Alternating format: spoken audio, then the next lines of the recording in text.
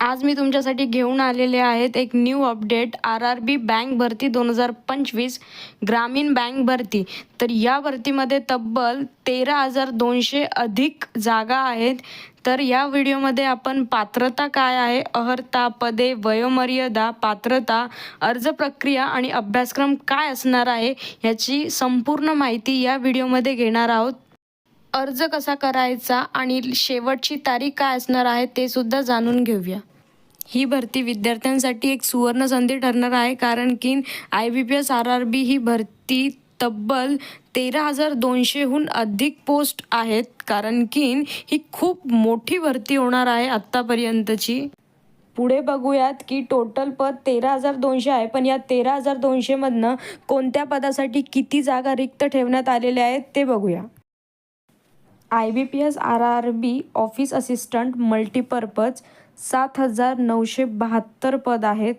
IBPS RRB officer scale 1 assistant manager यासाठी 3,907 पदे रिक्त आहेत. IBPS RRB scale 2 general banking officer 854 एवढे पद रिक्त आहेत. IBPS RRB officer scale 2 information technology officer 87 पद आहेत. IBPS RRB officer scale 2 chartered accountant 69 पद आहेत. IBPS RRB officer scale 2 law officer 48 पदे रिक्त आहेत. IBPS RRB officer scale 2 treasury manager यासाठी 16 पदे रिक्त आहेत. IBPS RRB officer scale 3 senior manager यासाठी खूप बंपर पद आहेत, जे की 199 पदे रिक्त आहेत. प्रत्येक विद्यार्थ्यांनी हा फॉर्म भरावा, कारण की यासाठी खूप पदे रिक्त आहेत. पुढे आपण भरूया फॉर्म भरण्याची शेवटची तारीख कधी आहे आणि फॉर्म सुरू कधी होणार आहेत. या पदासाठी जाहिरात ही नोटिफिकेशन डेट जुलै 2025मध्येच आलेली आहे. ॲप्लिकेशन स्टार्ट 1 सप्टेंबर 2025, म्हणजेच की आपण अर्ज करण्याची सुरुवात ही 1 सप्टेंबर 2025 रोजी चालू झालेली आहे. Last date apply online 21 September 2025. शेवटची तारीख ही 21 सप्टेंबर 2025 रोजी आहे. Fee payment date 21 September 2025. तर परीक्षार्थ्यांनी परीक्षा फी कशी भरायची आहे, कुठे भरायची आहे ते पुढे आपण बघूयात. ॲप्लिकेशन फीस म्हणजेच परीक्षा फी काय आहे. जनरल OBC EWSसाठी 850 रुपये इतका शुल्क आहे. SC ST PH यासाठी 175 रुपये इतकी परीक्षा फीस आहे.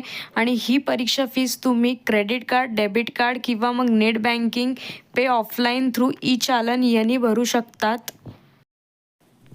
एज लिमिट वयोमर्यादा किती आहे या पदासाठी ते बघूया. ऑफिस असिस्टंट 18 वर्ष ते 28 वर्ष. ऑफिस स्केल 1 18 to 30 इयर्स 18 वर्ष ते 30 वर्ष. ऑफिसर स्केल 2 21 ते 32 वर्ष. ऑफिसर स्केल 3 21 ते 40 वर्ष. आणि यासाठी एज रिलॅक्सेशन आहे. SC ST 5 वर्ष. OBC यासाठी 3 वर्ष. आता आपण बघूया IBPS RRB सिलेक्शन प्रोसेस कशी असते.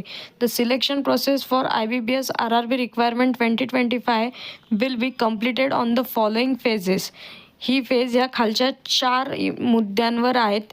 पहिली फेज प्रिलिमिनरी एक्झामिनेशन, म्हणजेच की पूर्व परीक्षा. नंतर मग मेन्स एक्झामिनेशन, मुख्य परीक्षा.